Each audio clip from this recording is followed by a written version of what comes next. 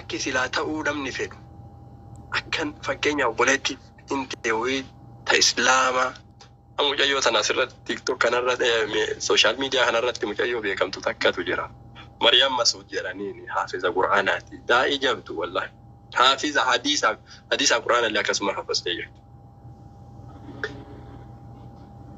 Amma namni hawwu silaa nama akkasii ta'uu hawwa. Dhaloonni keenya kun hawaasni keenya kun ammootu kafaallaa hawwutu irra baay'ee ta'e. Kafaallaa hawwu. Osoo akkuma ta'ee aniin akka ebaluuti beekamee jedha. Ebaluun sun akkamitti beekameen mataa isaa keessa hin jirtu. Akkamitti beekameen. Silaa namni yoo hawwe waan gaarii nama haafiza Qur'aanaa irratti ilaalee hawwu. Daa'ii asirra ilaalee hawwuu qaba. Inni ka fitnaa asirratti qabsiisee addunyaa marri waan isaa dubbatu osoo namni akka ebaluun dubbatan waan kiyya dubbatanii hawwu. Kuni waan itti dhaloota keenya kana laamshisu jiru keessaa isa tokko wallahi. Awwaa wayiree fuutara kaafti ati faate. Diinii keessa zuumii keessa sa'a agasii turtee dhuftee asitti waan biraa badii biraa koomantii biraatiin nama arrabsiti jette. Akhlaaqni daawaa namni hin galiniif hin jira. Ammoo wanni onnee isii keessa jirtu waan ati itti jirtu kana yookiin sirraa jibbitee akka waan daawaa si godhaa jirtu jecha. Akka waan yoo isiin si arrabsitati qajeeltu itti fakkaatti fa'aadha. Wanni onnee isii keessa jiru jaalala diiniiti beeki si arrabsaarti garuu. Daawaan akkasii miti. Akhlaaqni daawaa hin galleef ta'a. Ufii isin wanni irra jirtu waan biraati. Waan asitti dalagaa jirtu kan akka zambii dalagaa jirtu osoo hin taane akka kheyrii dalagaa jirtu yaadaa jirti. Jira namni sun yeroo sanitti. Natti fakkaata garuu haga hubadhutti. Nama sheekaati jettu ka isi warra ibiddaa ta'e ol ka'ee isi warra ibiddaa ta'e akka waa ibidda inni qooduu hin jira. Maaliif? Immooshinii jaalala diiniitiif qabu san kontirool godhee akhlaaqaan hawaasa sanbadii inni itti jiru san irraa nama sanbadii inni itti jiru san irraa deebisuu irratti hanqina qaba jechuudha. Waan akkasiitu jira. Mee laal akka yaadannoon naa qabadhu dubbii tana. Namoota waa'ee diinii irra namaan lolan hin komatina hanqinni isa bira jiru waan takkatti jira. Jaalala diiniif qabu san keessa inaaffaa nama badii irratti arguu saniif nama arrabsarrabaan namatti dabra. Hammeenya biraan qabu namni sun. Jaalalumaa fi fedhii namni marrinuu akkuma isaa diinii haa jaalatuu jedhu. Ammoo akka inni nama arrabsaaru arrabni isaa akka nama miidhaaru san hubannoo san rabbi jalaa qaba. Ammoo nama akkasii qajeelchuu hin danda'u. Rasuulli Rabbi alayhi salaatu wassalaam nama tuyyuu dubbii hamtuu isaaniin jedhee jira. Dubbii irraa fokkattu. Yaa Rasuula Rabbi zinaa dalaguu fedhanaa eeyyamii jedheen jedhan. Saabonni ishii namoonni biraa itti dallananii jedhanii yeroo sanitti. Itti dallannaan akkasii miti jedhanii isaan ufuma waamanii sallallahu alaihi wasallam ofii yaamanii ofii dhiyeessanii teessisaniiti. Mee haadha tantee irratti zinaa akka dalagan ni feetaa? Akkami fedha yaa Rasuula Rabbi waan akkana? Haadha manaa ta'e irra osoo zinaa dalaganii ni feetaa? Akkani fedha. Obboleettii ta'e irra osoo dalaganii ni feetaa? Akkamitti fedha? Argite? Rasuulli Rabbi akkasitti nama waan hagasii waan fokkataa hagasii gaafate maarree kaati itti dalaguu deemtu sunillee takki obboleettii namaa takki haadha namaa takki haadha manaa namaati. Kanaaf dhiisedhanii yeroo sanitti waan haga zinaa san dalaguu jaalatte hin qabu jedhe. Achi booda ammoo waan haga zinaa san jibbe hin qabu jedhe. Waan haga sanii jibbe hin qabu jedha. Kanaafi amma namni asirra si arrabsu suni dubbiin akkasii hin galleef, akhlaaqni akkasii hin galleef. Haadha faatee tana karaa sirriitti osoo suuta akhlaaqaan waa itti himi haadha faateetii miti ta'a. Tamaraatte fedhe qajeelchuu danda'u dubbiin ilalaal akhlaaqa daawaatiin jalaa badde baay'eetu jira. Baay'eetu jira. Ata maatii faatee osoo viidiyoo gadhiifte namni sheekaa wayii viidiyoo san diyuutii godhee yoo achirra waa dubbate irra sirifachiisa moo yoo dubbii si fakkaattu san ufuma isaatii kophatti viidiyoo waraabee dubbii laal hadiisa qur'aana si tuqu hojii kan keessan tuqu waraabee osoo maqaa kee hin kaasin gadhiis irra si tuqa gaafii tanaa deebis.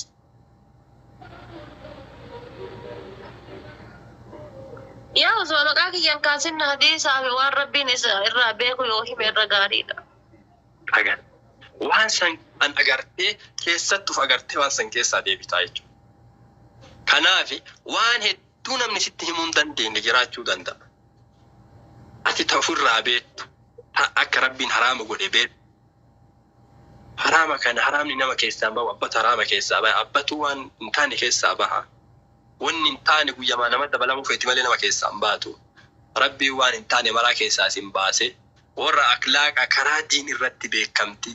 Rabbi bira beekamtii argatu rabbi sinaa godhu beekamtii hawaasa bira argatan kana beekamtii keerii rabbi sinii haa godhu karaa keerii irratti hojjadhu obboleettii fi haadha faate taani inshallah yoo carraa argannee gara keessaatii walii dhaabnu laal waan dhossaa waan akka obboleettii waliin dhalanneetittillee sitti himneellee sitti akka dhagaamullee sillee boojjifnullee jiraatuu danda'a. Taani paablikiin nama haasawwama kanaati.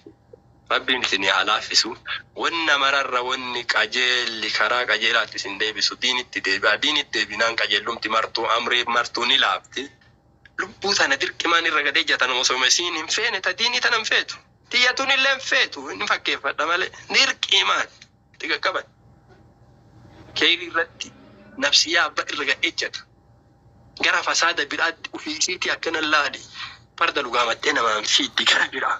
Gara fasaada gara badii biraa ufii isiitti harkiftee siin deemti. Takeerii sana situ harkiseetti deema dirqisiiftee haada itti goote. Kanuma yaada qabdatillee dabarfadhu obboleettiitti jiru. Laa waldaa ulfaadhaan yaada biraa hin qabu. Itti mammalee itti hin hidhan jedhanii. Oromoon teenna garaa mammattee waa hundayyuu mammaa kaattu murtee. Dubbiin xiqqoomatu gayaa guddatteedhaaf fardatti fedhanii yaada keessaniif ammoo gumaacha keessaniif qooda keessaniif isinis waan rabbi waan quraaniif hadiisni jedhu nutti himtanii nus hundinuyyuu beekaa hadda nu waliin rakkatanii haa nu walii wannattanii malee gaafas ammoo jechuudha namni walii qoodu hin jiru osoo beenne bar nima beenna bar sirbis haraama ta'uu haram wanta takka dalaganis ka waa fudhatus ka waa hamatus ka waa dalagus waan badutan waan baddu ta'uu osuma beeku nafsiyaaf sheexana faana bahee dalagama eenyu ka waa wallaale hin jiru eenyummaanu ka waa wallaale hin jiru jechuudha yoo daa'imman xixiqqoo harma footu taateen alatti hundi isaaniiyyuu osuma beeku nafsiyaadhaa fi sheexana faana baheetini hamtullee baddullee dalagaa inshallah nama nafsiyaaf sheexana illee moo'atu rabbi nu haa taasisu kulli ma kenna iyyuu xiqqaa kennas guddaa kennas nama waan rabbii fi hadiisa quraanni jedhe irratti dalagu rabbi nu haa taasisu du'aayi nu godha aga dandeettaniini ismin jedha inshallah anaa fi fakkaattota akka tiyyaalee rabbi nu haa qajeelchu.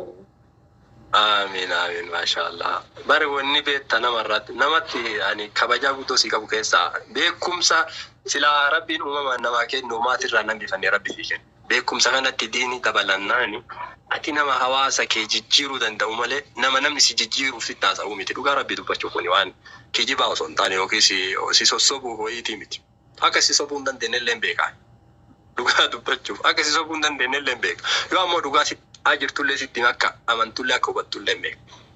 Hanqinni si jiru jiraate garuma diinii qofa deebi taanuma jallaani waan biraa hanqinna yookiin wallaalaati asirra badii daladaa asirratti guyyaa takkasii gosa namaa arrabsitu gosa namaa waliin buutu nagarre. Dhuunfaa keetitti akka feete yoo taate sani waan sirra irraa eeggamu namni sheekaa tokkos namni si dhiyaatus nasiyaa yoo sii dhaame gaha. Taanii badii hawaasa geettu yoo laal kabiraattu sirraa laalee akkuma kee soshaalii miidiyaa irra bahee akka haati faaxee taanay taartu akka haati faaxee beekamtii argatte beekamtii argannaani karaan taane amma ijoollee daa'imman gabbaatee dannasaa jirtu argaa jirta rafaate wallahi dhugaa wasitti men jaalattu ati mataan kee ijoollee daa'imman viidiyoo itti bananii ta'a maatiin asii baasee biyya rafaate ergatte sooshaal miidiyaa argatte telefoon akka itti banatan baradhe asii muuziqaa itti bananii ta'a caffarsiisaa jiran ilmaan islaamaati. Haadha faatee ta'ee itti himne nu hubachuu dandeettu tanatti himuu qabna moo mee daa'imman sana ariinee itti himuu dandeenya? Bakka namni akka nuu itti himu ati itti himtee dhaabuu hin dandeetta jechuudha. Ofii keetii wantoota akkasii irraa yoo bilisa taatee irra dhaabatte nama itti himee dhaabuu danda'a jechuudha. Keessattuu daa'imman dubartoota teennaaf dhiira ta'uu hin qabu sila. Daa'imman dubartoota teennaaf dubartootuma teenna osoo ta'e baay'ee filatama. Baay'ee filatama. Hanqinni sooshaal miidiyaa kanarratti mul'ataa jirullee dhaloonni akhlaaqa dhabuu irraa tarbiyaan yookaan fi aadaa fi adaba keessatti guddatuu dhabuu irraa waan baay'ee argaa jiru. Guddaan xiqqaate.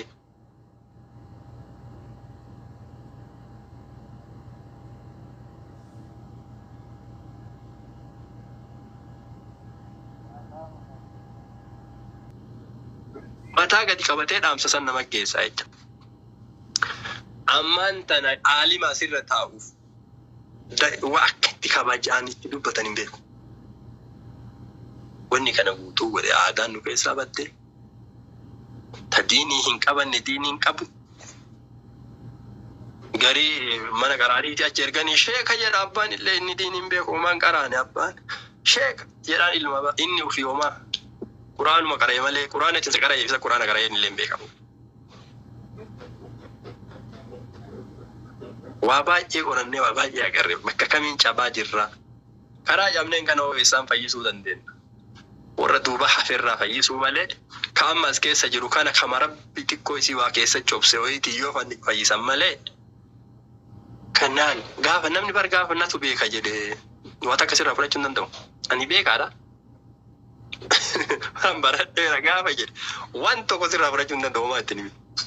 Yoo biruma qaattee asawaa gurra keessa bu'aa waan haarawaa sirraa dhaga'ee tanan beeku godhee ofii himi malee sirraan fudhata. Dhaloota akkas ta'e namni cufti mataa wal qixa waliif fakkaate. Kaammoo silaa mataan irra caalu jalaa gattee beektaa namni waa beeku gaafa wallaalaan mootumee wallaalaan si jalaa dhaga'u